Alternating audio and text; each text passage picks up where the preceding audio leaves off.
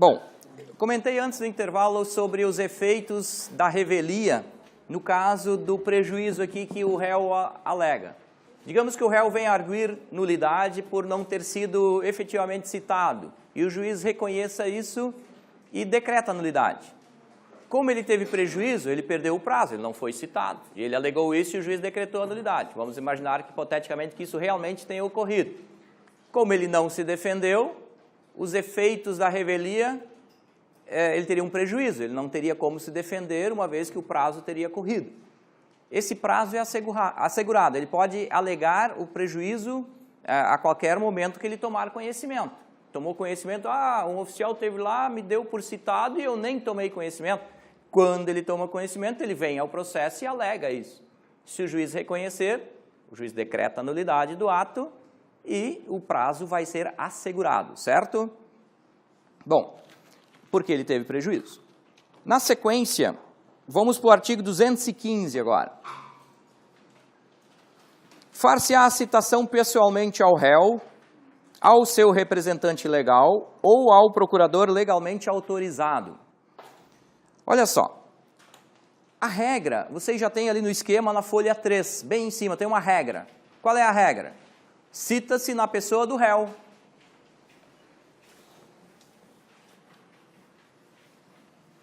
E daí nós temos algumas exceções.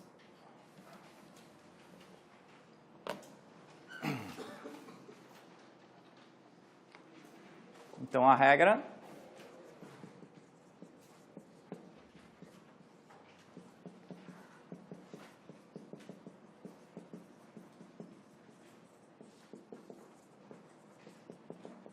Bom, das exceções, nós já temos aqui no artigo 215, ó, far-se-á a citação pessoalmente ao réu, regra. Na sequência, ao seu representante legal. O representante legal pode ser um incapaz, se for um menor. Quem que representa um menor? Pai, mãe, né? As exceções. O representante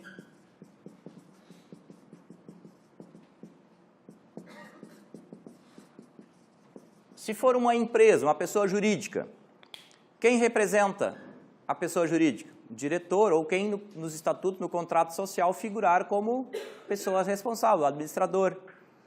Falando nisso, se vocês que são funcionários públicos ou um dia for funcionário público querem ser cotistas ou acionistas de alguma empresa, vocês podem ser? Podem ser cotistas, acionistas. Vocês só não podem ser gerentes nem administradores de nenhuma empresa, mas vocês podem ser cotistas ou acionistas. Vocês podem ter ações de uma empresa, Banco do Brasil, Petrobras, não tem problema. Vocês podem ter uma sociedade, uma limitada com alguém, tendo cotas de participação, só que tem que ter um administrador, esse administrador que vai ser citado. Mas vocês não podem gerenciar nem administrar. Então, o representante legal pode ser tanto pessoa física, um menor, ou de pessoa jurídica, né, o administrador da empresa.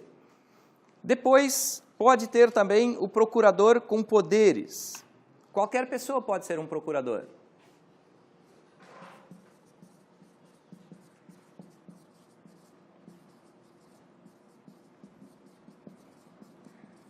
Qualquer pessoa é força de expressão, qualquer pessoa capaz, né, que pode ser procurador, que tenha poderes para receber citação. Daí entra o cuidado que o oficial de justiça deve ter. Se alguém se apresenta como procurador de alguém, eu tenho muitos afazeres, eu posso deixar alguém responsável para receber citações em meu nome? Se eu quero dar procuração para alguém, eu posso? Para abrir conta, negociar? Posso, né? Até para casar, eu posso dar uma procuração para alguém casar no meu nome. Só para a lua de mel não é muito legal, né? Mas assim, pode-se dar procuração para alguém. Então, com poderes específicos. Então, tem que ter poderes lá para receber citação e intimação. Isso vocês têm que olhar. Então, tem que ter isso na procuração. Juntem a original. Junto com a citação, ele se apresenta como procurador, junta a procuração e junta nos autos. Porque não é o réu, vai ser o procurador.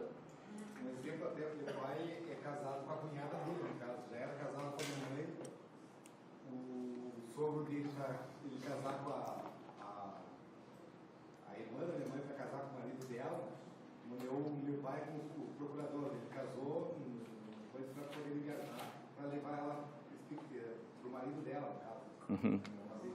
Ele foi só o procurador. Legal. Então a gente viu que ele casou com a cunhada dela também. Tá certo.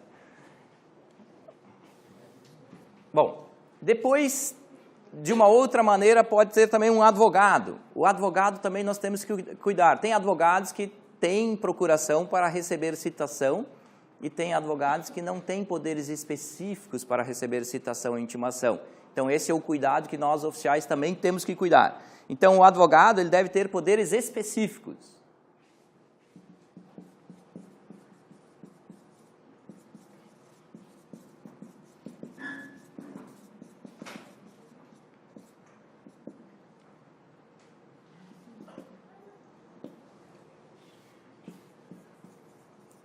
Bom, esse cuidado nós temos que ter. Observar o artigo 38 do CPC. O artigo 38 do CPC fala sobre isso, Código de Processo Civil. Eu já transcrevi esse artigo 38 aqui no esquema. Deem uma olhadinha na página 4.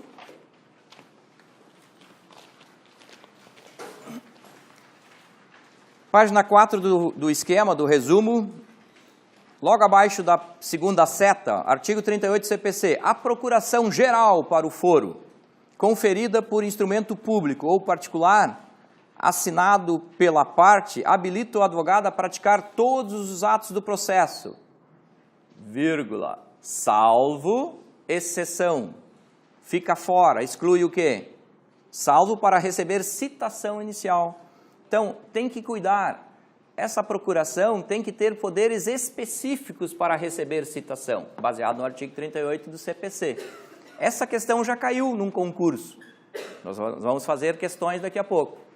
Então, essas questões que caem nas provas, quando cai, pega um candidato preparado, às vezes, ou até um oficial de justiça com anos de experiência, ele não tem ciência desse artigo 38, que tem que ter poder específico, ele está fazendo uma citação nula. Então, tem que ter esse cuidado, certo? Bom, voltando na folha anterior, para preencher ali as exceções, nós temos também, no artigo 215, o parágrafo 1º.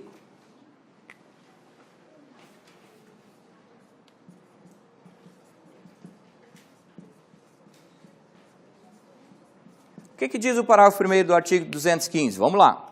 Estando o réu ausente, a citação far-se-á na pessoa do mandatário, do administrador, feitor ou gerente, quando a ação se originar de atos por eles. Eles quem? O mandatário, o gerente, o administrador praticados. Vamos imaginar hipoteticamente uma situação seguinte. Alguém está ausente, a ação teria que ser contra o réu, mas ele está ausente. Mas ele tem alguém numa empresa que o representa, que é o gerente ou administra essa empresa. E alguém vai nessa empresa para comprar com um cheque e o gerente não vende a prazo.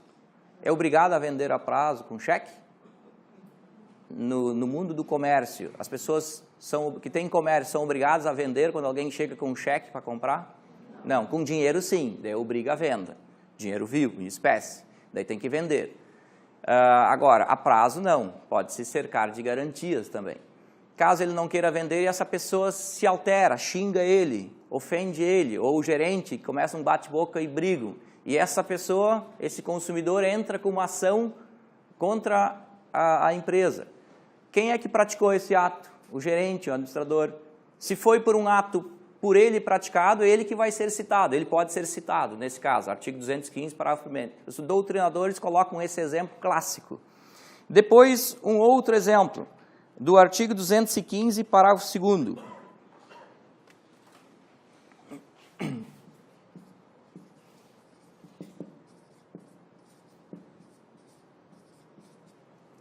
No parágrafo 2º, o que diz? O locador que se ausentar do Brasil, sem cientificar o locatário de que deixou na localidade onde estiver situado o imóvel, procurador com poderes para receber citação, será citado na pessoa do administrador do imóvel, encarregado de receber os aluguéis. Então, quem é o locador? O proprietário do imóvel, o locatário, quem está alugando. Se eles não deixar alguém para receber citação, alguém com poder específico para receber citação, quem é que vai receber as citações? O encarregado de receber os aluguéis, né? É o que está escrito aqui. Então, vai ser também não direto ao réu, é um outro exemplo. Nós temos aqui. Depois, uma outra situação ainda é o curador especial.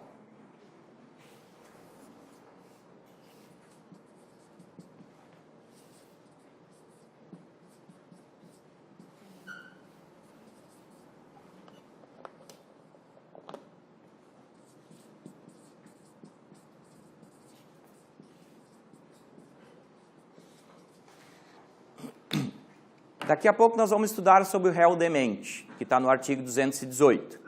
No artigo 218, se uma pessoa tem problemas mentais e o oficial de justiça verifica que ele não tem, aparenta não ter condições de receber a citação, ele não cita, não faz a citação. Daí ainda tem alguns passos que o oficial deve observar. Já vamos aproveitar e ver isso. Vamos lá para o artigo 218 do CPC.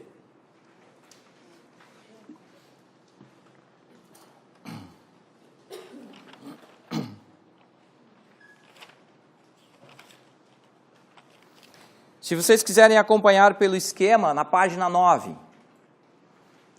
bem embaixo diz assim, não se cita o réu demente ou impossibilitado de receber a citação. E lá no artigo 218 está escrito o seguinte, também não se fará citação quando se verificar que o réu é demente ou está impossibilitado de recebê-la, a citação, né? Daí o que o oficial de justiça faz? O parágrafo primeiro e na sequência aqui tem uns passos que devem ser observados. Esses passos que o oficial deve observar, eu já coloquei no esquema na folha 10. Pegue no esquema na folha 10.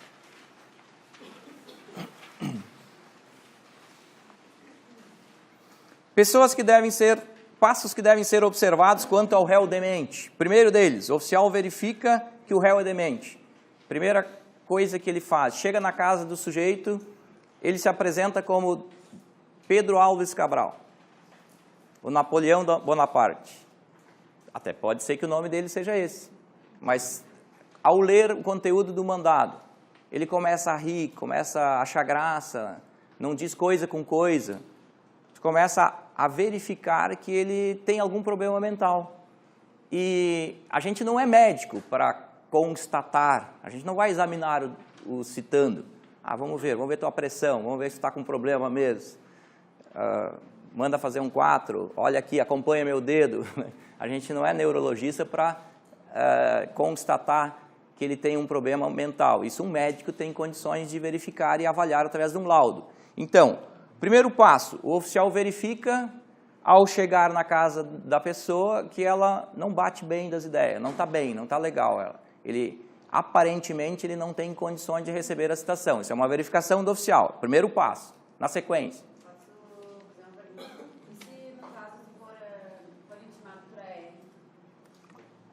Daí nós vamos ver. Logo, quando não pode ser citado, o réu demente não vai pelo correio, não é AR. Regra é AR. Daí nós temos aqui no nosso esquema também 14 exceções que é via oficial. Aí entra o oficial. O carteiro, ele pode até saber muito mais que o oficial, mas ele não faz concurso para ter esse conhecimento. Então, ele não precisa ter. Por isso que alguns atos serão exclusivos do oficial, só o oficial que faz, daí não é pelo correio. Então, nós vamos ver, são 14 exceções, nós vamos chegar lá. Entra nesse caso assim, ó, a pessoa pode não ser demente, tá? Mas tu pode verificar que ela pode estar fazendo um tratamento, está depressiva, um uso de medicação, entra nesse caso, porque a pessoa, às vezes, dependendo da medicação, fica muito fora da casinha. Em que caso que entra? A pessoa pode estar chapada, um drogadito, pode estar fora da casinha, como tu disseste, né? Pois é. Não está bem, não está legal, ou está totalmente embriagado, ou tomou uma medicação que não tem condições de entender o que o oficial está... Ele pode não ser demente, ele pode estar sedado, pode estar o oficial não vai citar uma pessoa sedada, uma pessoa embriagada, uma pessoa drogada. Então, naquele momento, ele deixa de fazer. Ele pode certificar e descrever isso, mas não é o caso, talvez, ainda de ser um réu demente. Para ser um réu demente, o oficial vai fazer o quê? Segundo passo, o oficial deverá fazer uma certidão detalhada, com pormenores, minuciosa, aquilo que ele constatou, aquilo que ele verificou no primeiro contato com o citando. Após, o juiz nomeará um médico para avaliar o réu, baseado na certidão do oficial. Se o juiz entender, verificar que aquilo que o oficial certificou é procedente, tem nexo, tem fundamento, o juiz poderá nomear um médico. Um médico deve apresentar um laudo. Em que prazo? 5 dias, está aqui no passo 4º. O juiz nomeará depois, baseado no laudo do médico, ele pode se basear ou não, o juiz geralmente se baseia, porque o juiz também não é médico, ele vai se basear no laudo do médico. Ele vai nomear um curador especial, que entra aqui, o curador especial. Esse curador especial, sendo citado, ele vai ser citado na pessoa do demente, do réu demente. Quem é que vai dizer que ele tem problemas mentais? É o médico, no laudo. Se o juiz entender que aquele laudo está correto, ele vai determinar que seja nomeado um curador para o citando. Daí o juiz que determinou, não foi, o oficial verificou. O que o oficial certificar, o juiz vai se basear nessa certidão do oficial para nomear um médico.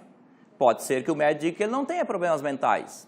Daí ele vai ser citado na próxima vez. Mas o oficial, por precaução, não faz a citação. Naquele momento que ele entendeu lá que o réu está com problemas, sedado, drogado, embriagado, deprimido. Porque assim, tem casos que as pessoas se afastam do trabalho, ficam 1 ano, 2, conheço casos. Depressivos. Eu te pergunto que a pessoa fica... Não é caso de demência. Pois é. Demente é um problema mental. A depressão é uma doença, né, que deve ser tratada, pode ser tratada. Tem momentos, eu não sei, não sou médico, né, não sou especialista no assunto, mas eu acredito que pessoas, pelo que eu já ouvi falar, pessoas que têm problemas depressivos, têm momentos durante o dia que ele está bem. Ou até o bipolar, uma hora está bem, outra hora não está. Então, nesse caso, o oficial pode certificar isso e o juiz vai se basear na certidão do oficial. Tudo a gente certifica. Suscita dúvida para o juiz que vai... O juiz é o que vai determinar. Na dúvida, a gente não faz. A gente certifica e pede ao nosso chefe, que é o juiz, um esclarecimento. A gente pode... é o nosso dever. Nós somos o longo-manos, a mão direita, a mão estendida do juiz. Ele confia na gente. Nós somos a pessoa em quem ele mais deposita confiança. Nós e o escrivão. Então, o escrivão, que é o chefe do cartório, ele e o juiz, eles têm uma reciprocidade de respeito e de confiança. Assim, o oficial em relação ao juiz. Tudo que o juiz determina na teoria, nós na prática que vamos fazer. Então, ele depende muitas vezes da nossa confiança, da nossa certidão, do nosso... nós vamos lá na rua verificar o que aconteceu. E vamos passar para o juiz, através de uma certidão, esta informação, para ele decidir. Bom, mas vamos entender aqui que, hipoteticamente, o juiz determine que seja nomeado um curador, porque o réu realmente é demente. Quem diz que o réu é demente? Um médico. Se o médico disser que ele não é demente, o juiz vai mandar o oficial voltar e citar. Daí o oficial vai citar no momento que ele está sóbrio, né? E todas as vezes que o oficial for a fazer essa diligência, ele vai certificar se ele verificar que o réu naquele momento aparentava não ter capacidade, não ter condições de receber a citação. Ele certifica isso. Daí nós temos aqui 2 setas. Primeira seta, será restrita para a causa. 90% das vezes, quando cai alguma questão sobre réu demente, eles perguntam isso. E isso já caiu em diversos concursos. Esse é o cuidado que vocês terão que ter nas provas. Esta nomeação do curador especial é restrita para essa causa. Se tem 10 execuções, 10 ações contra esse réu, para cada ação tem que ser nomeado um curador especial. Esse curador pode até ser o mesmo, Mas para cada diligência que o oficial for fazer, tem que escrever detalhadamente, o juiz vai nomear um médico, que pode ser que em algum momento o réu esteja bem. Estava numa depressão profunda, se tratou, melhorou, né? Então, nessa próxima vez, o oficial vai fazer o mesmo procedimento, pois não? Mas cada vez que o oficial for fazer, no caso, no caso é uma citação, né? São, digamos, 10 processos diferentes. Sim, aí vai ser processos diferentes. São processos diferentes. Para quem está em casa, a pergunta do colega, são 10 processos diferentes, sendo 10 ações diferentes, 10 ações diferenciadas, o oficial, para cada uma delas, deve fazer essa certidão e o juiz vai nomear um médico para cada uma das situações. É restrita a causa, como diz aqui. Geralmente eles colocam isso nas provas, ou colocam que pode ser para todos os processos, está errado. Para todas as causas, não, é restrita a causa. Diferentemente quando o réu já é interditado. Ação de interdição é algo diferente. O que é uma ação de interdição? Digamos que alguém tem realmente um problema mental. Os pais ou alguém que cuida dessa pessoa quer ganhar um benefício previdenciário. Então ele entra com uma ação em juízo para interditar essa pessoa. O juiz dando essa decisão, essa sentença, decretando lá que ele realmente não tem condições para gerir os atos da sua vida, a vida civil, o juiz vai nomear um curador provisório e depois definitivo. E essa pessoa que for o curador definitivo é que vai cuidar dos interesses dessa pessoa, que é demente. Então, se já tem um curador definitivo, judicialmente definida pelo juiz, é diferente, tá? Mas não é isso que geralmente eles perguntam nas provas. O oficial, chegando na residência, verificando que o réu tem problemas mentais, não tem capacidade de receber a citação, ele descreve isso. Daí o juiz nomeia um médico, para que faça um laudo num prazo de 5 dias, o juiz entendendo que esse laudo está correto, nomeia um curador. Depois ele é citado na pessoa do curador especial. Então, na primeira seta será restrita para a causa, se vocês quiserem colocar. Vou botar aqui no lado direito do quadro. E a segunda seta, observa-se a ordem do Código Civil, a preferência estabelecida na lei civil. Que preferência é essa? Qual é essa ordem? Já está aqui no esquema logo abaixo. Ó. Artigo 1775.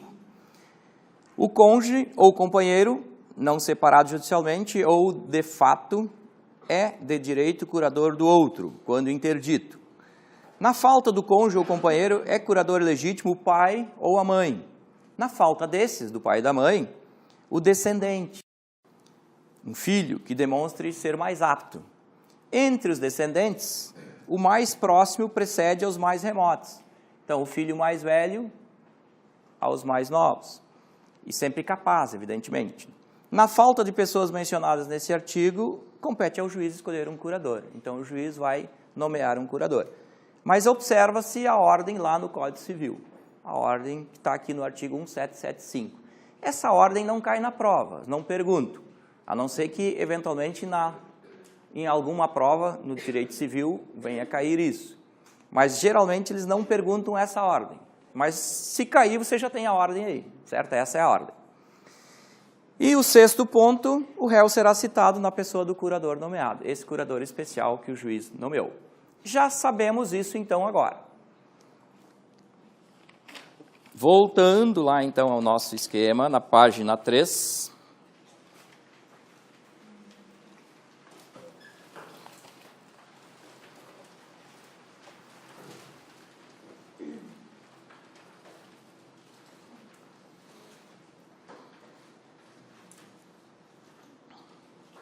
Na página 3, bem embaixo, sim, tem qual é o objetivo do parágrafo 2º do artigo 215, aqui do parágrafo 2º.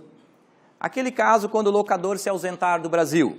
Até já coloquei aqui, ó. Caso o locador se ausente do Brasil, impossibilitando a sua citação, e não deixar procurador para representá-lo judicialmente, em demanda, num processo acerca do imóvel, vamos imaginar o seguinte, que quem está alocando o imóvel quer entrar com uma revisional, para reduzir, está muito caro o aluguel, quer entrar com uma revisional para baixar o valor do aluguel. Ou fazer um conserto, está caindo o telhado, precisa consertar, entra com uma ação e o dono do imóvel não se coça, não faz nada. Então ele precisa entrar com uma ação, precisa tomar uma atitude. Poderá ser citado na pessoa que administra o imóvel, então quem recebe os aluguéis. Certo? Bom, então se o locador não quisesse deixar ninguém, ele é obrigado a deixar um procurador com poderes para receber citação no lugar dele? Não. Até porque se ele já soubesse, o locatário quer entrar com uma ação contra mim, para que ele deixaria um procurador? Se ele quer se esquivar e não quer ser citado, ele não deixa um procurador. Daí o código tem uma solução. Se ele está ausente, se ausentar do Brasil, porque ele tem que ser citado, mas ele se ausenta do Brasil, não deixe um procurador. Se ele deixar, cientificar o locatário que deixou um procurador com poderes para receber citação, é esse que vai ser citado. Mas ele não quer ser citado. Ele vai deixar um procurador? Não. Não deixando um procurador, o código já arrumou uma solução. Quem é que pode ser citado? A pessoa que recebe os aluguéis. Certo? Bom, agora ainda no artigo 215, aqui no nosso resumo, eu botei um detalhe muito interessante. Tem uma teoria chamada teoria da aparência. O que é essa teoria da aparência? Vamos imaginar hipoteticamente que o oficial de justiça foi citar o representante legal de uma empresa. O oficial tem que tomar uns cuidados. Ao chegar na empresa, pessoa jurídica, ele tem que se cercar de estar citando a pessoa que tem poderes para receber a citação. Aquela pessoa que no estatuto, no contrato social, realmente tem poderes para receber a citação. É muito comum, quando vocês forem trabalhar, isso acontece comigo também, a gente chega numa empresa e a recepcionista ou o telefonista, a pessoa, não, pode deixar que eu assino. Será que ela tem poderes para assinar pela empresa? É uma ação indenizatória de 1 milhão contra a empresa. Daí a telefonista assina essa ação. E ela esquece, joga ali, não dá importância, tem 15 dias para contestar. E não contesta. E daí o prazo corre em branco, em albe, sem defesa. O que se presume? Artigo 285, que o réu concordou. Daí, mais tarde, vai entrar uma ação de execução, cobrando esse 1 milhão, já que eles não contestaram. O juiz vai dar uma decisão e o processo vai correr. Ninguém alegou nulidade nenhuma até agora. O processo está correndo. Lá pelas tantas, uma penhora. Opa, o dono da empresa, como é que estão querendo penhorar uma coisa que eu nem sabia que estavam, eu não sabia de nada dessa ação. Nem tomei conhecimento disso. Não, o senhor foi citado. Daí o advogado, ele contrata o advogado, vai lá no processo verificar essa citação do oficial de justiça. Ah, mas essa foi a telefonista, que até já foi para a rua, nem está mais na empresa. E quando ela foi embora, ela levou os papéis tudo junto. Essa citação vai ser anulada por quem? Ou pelo juiz ou lá em sede de recurso do tribunal. Primeira coisa que eles vão olhar, a certidão do oficial de justiça. Eles vão olhar a certidão do oficial. Se está correta a certidão do oficial, não tem por que anular. Estando incorreta, anula tudo. Daí quem é que fez um ato falho? O oficial. E o oficial não pode pagar esse mico de ser incompetente, não ser diligente. Nós podemos até cometer erros, e cometemos, atos falhos. Mas a gente tem que fazer de tudo para não cometer nenhum ato falho.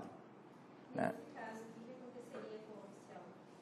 Ele poderia ser responsabilizado civilmente. Todo esse tempo que levou, as custas que geraram em relação a uma ação que tramitou no tribunal para anular. Mas olha o que diz essa teoria da aparência. O STJ, que é o Superior Tribunal de Justiça, já entendeu que não é nula a citação se praticada sem observância da forma e não cause prejuízo, não pode causar prejuízo. Um exemplo, se uma pessoa jurídica é citada na sua sede, na pessoa que se apresenta como representante legal e recebe a citação. Às vezes o oficial chega numa empresa e tem lá o gerente. Ele é o gerente da empresa, mas ele não tem poderes do contrato social para assinar pela empresa. Daí o oficial de justiça tem que perguntar isso. Ele tem que tomar essa precaução. Por isso que eu já fiz uma pergunta aqui na sequência. Qual o cuidado que o oficial de justiça deve ter ao citar uma pessoa jurídica? E logo abaixo outra pergunta, que envolve aqui o advogado. Qual o cuidado que o oficial de justiça diligente deve ter ao citar um procurador? Tanto faz, procurador ou advogado. Qual é o cuidado? No primeiro caso da pessoa jurídica. Oi? Exatamente, observar se ela realmente tem poderes para receber a citação. Pode acontecer que esse processo seja considerado válido, não nulo. Aqui tem até a decisão do STJ, tem o recurso especial, 93.1360, aqui, está aprovado, está aqui, existe isso. Daí a recepcionista lá falou que era, mas nem sabia o que se tratava. Aí ela vai ser responsabilizada. Não, vai ser responsabilidade do oficial, provavelmente. Ela não tem... Ela pode lá ter alguma reprimenda na empresa ou não. Mas daí certifica, né? Sim, mas digamos assim, uma pessoa se apresenta com poder, um gerente, dizem, eu assino pela empresa, eu assino tudo pela empresa. Bom, o que o oficial diligente pode perguntar? O senhor tem uma cópia do contrato social para eu verificar se o senhor realmente tem poderes? Não tenho. Quem é que tem que dizer quem é o representante legal da empresa? O autor. O autor, quando entra com a ação, ele tem que fornecer os subsídios dados, ele tem que dizer quem são as pessoas. Se o oficial de justiça não sabe, o juiz também não sabe, no caso de dúvida, para evitar uma nulidade futura, o oficial pode até certificar que ao chegar na empresa, a telefonista se apresentou como pessoa apta para receber citação. Ao ser questionada se ela tinha realmente poderes e que apresentasse o contrato social, não apresentou. Certifica isso. Ou não soube, ficou na dúvida se realmente tinha ou não, ao ser questionada. Daí o oficial certifica. O oficial informa para o juiz. Porque se ele cita, de duas uma, ou essa citação vai ser válida, ou a parte ré vem ao processo e contesta, está resolvido, contestou, tomou ciência. Agora, se ela não contesta e o prazo corre e ela não se defende, pode causar um prejuízo para a parte ré. E daí ela vai alegar isso em sede de recurso depois, que teve um prejuízo e que essa citação foi nula. Daí o juiz vai ter que anular ou o tribunal vai anular. Daí anula tudo, desde a citação inicial. Para evitar tudo isso, é muito importante, porque eles vão olhar de cara a certidão do oficial. Se o oficial tomou as precauções. Então é muito importante o oficial tomar essa atitude de verificar se realmente a pessoa tem poderes. Tendo poderes, beleza, cita. Não tendo poderes, tem dúvida quanto à pessoa que tem poderes para receber, apesar de ter essa teoria da aparência, mas isso vai subir para Brasília, a STJ é em Brasília, então o juiz aqui vai decidir, digamos que ele não considera nulo, o TJ também não, vai para o STJ, lá ele pode ou não considerar nulo. Olha a economia processual que existe se lá no início já é feito tudo certo. Ou olha o prejuízo que pode dar, o tempão que pode levar um processo, depois de 2 anos, anular tudo. As despesas, o prejuízo de tudo isso. Então, para evitar, o oficial certifica isso.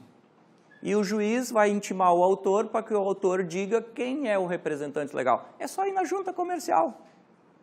Pega um contrato público, vai lá na junta comercial e informa quem é o representante legal. Opa, é o José dos Anzóis, que não era o gerente.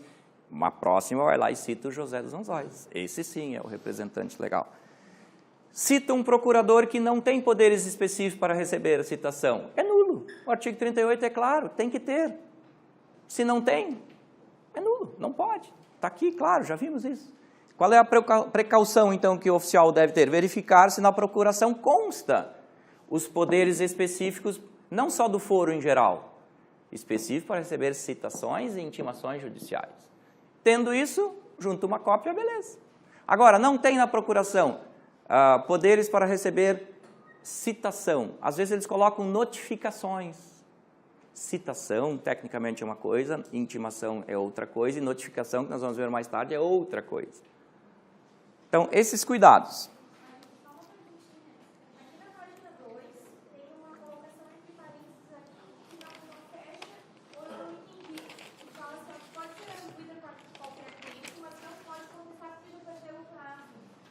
Sim, olha só. Vamos voltar ali à página 2.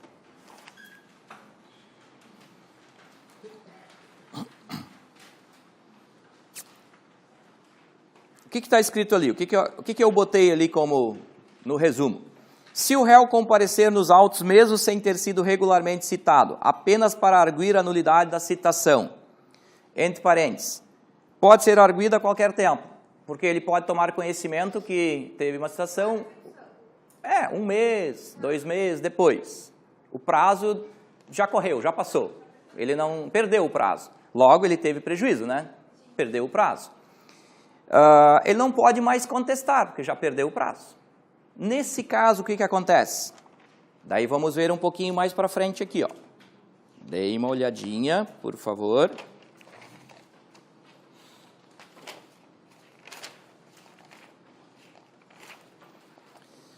Dê uma olhadinha na página 12.